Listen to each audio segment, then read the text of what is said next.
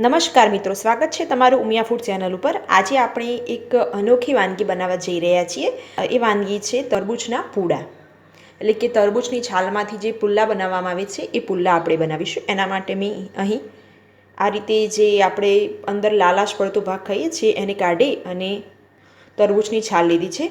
એક બાઉલ ચણાનો લોટ, બેસન છે, અડધી બાઉલ જે ઘઉંનો કકરો લોટ આવે છે ભાખરીનો એ લીધો છે। ભરડું નથી લેવાનું, અહીં મેં ભાખરીનો લોટ લીધો છે। અડધો બાઉલ સોજી લીધી છે, એક બાઉલ ચણાનો લોટ અને બે અડધા બાઉલ સોજી અને ઘઉંનો કકરો લોટ, બે લીલા મરચાંને મેં આ રીતે બારીક બારીક સમારી લીધા છે। સૌ પ્રથમ તો આપણે આ રીતે તરબૂચની છાલ લઈશું અને એના ઉપરથી જે લીલી છાલ છે, કડક છાલ આવે છે, એ કડક છાલને દૂર કરી દઈશું।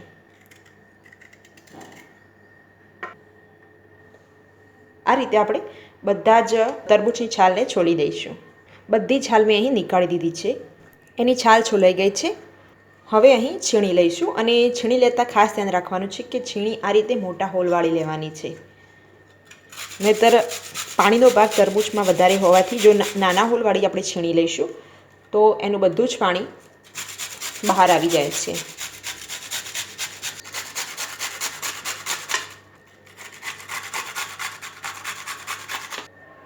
છીણ થઈ ગયું છે, તમે જોઈ શકો છો છીણમાંથી કેટલું પાણી નીતરવા લાગ્યું છે।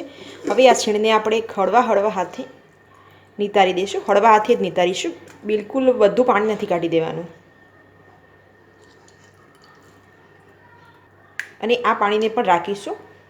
અંદર બેસન ઉમેરીશું, સોજી, ઘઉંનો કકરો લોટ, ખટાશ માટે આપણે 1 ટેબલસ્પૂન દહીં એડ કરીશું, લીલા મરચાં, કોથમીર। પહેલાં તો આપણે આ રીતે જ મિક્સ કરી દઈશું, પછી જ બીજા મસાલા એડ કરીશું।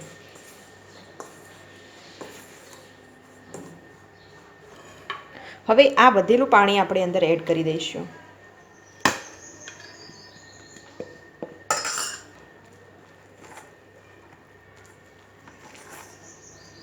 બીજું થોડું પાણી એડ કરીશું।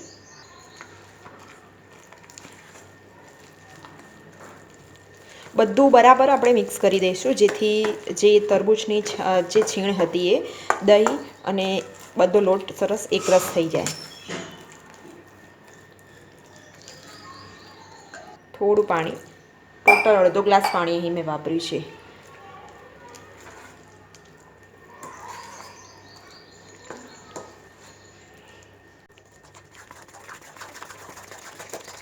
આપણે ખીરું તૈયાર કરી દીધું છે અને ખીરાની કન્સિસ્ટન્સી તમે જોઈ શકો છો।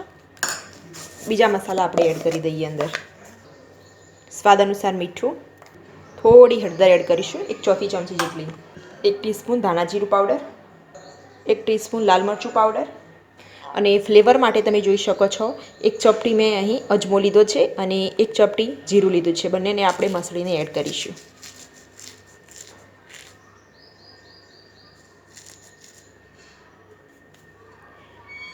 બધું જ આપણે સરસ મિક્સ કરી દઈશું।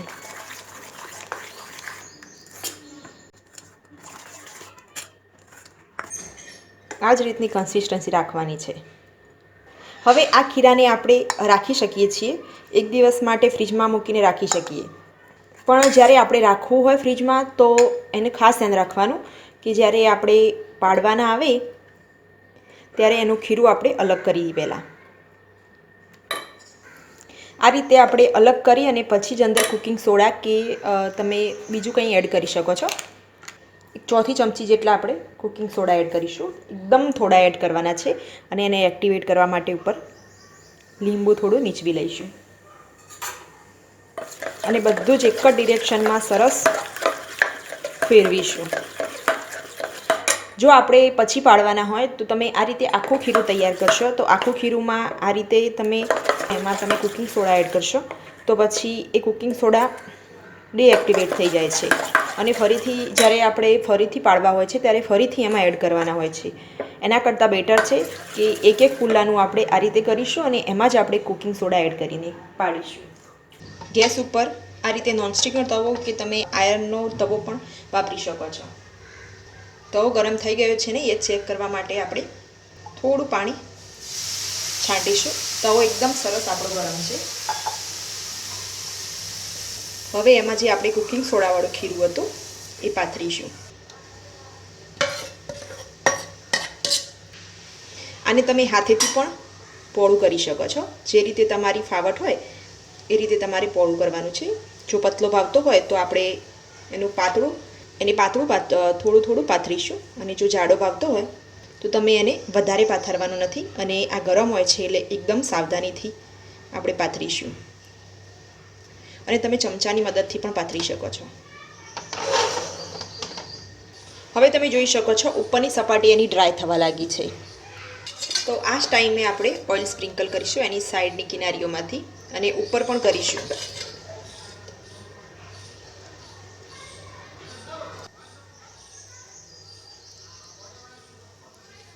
અને એને સાચવીને આપણે ઉખાડવાનો ટ્રાય કરીશું.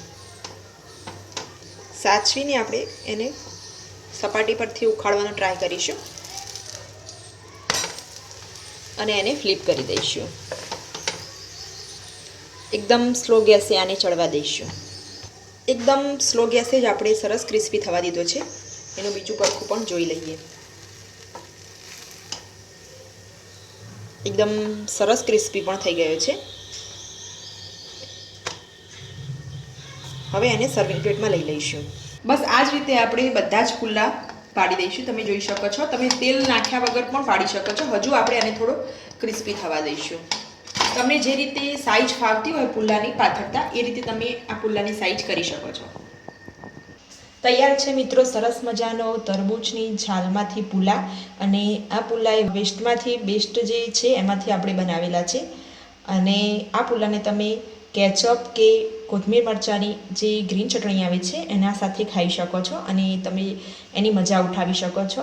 તમે આ જ રીતે સેમ તરબૂચના ગોટા પણ બનાવી શકો છો, એટલે કે તરબૂચની છાલમાંથી ગોટા, તરબૂચના નહીં ગોટા પણ તરબૂચની છાલમાંથી ગોટા. જો તમને મારી આ રેસીપી પસંદ આવી હોય તો મારા વિડીયોને લાઇક કરો, શેર કરો, અને મારી ચેનલને સબસ્ક્રાઈબ કરવાનું ભૂલતા નહીં. ધન્યવાદ.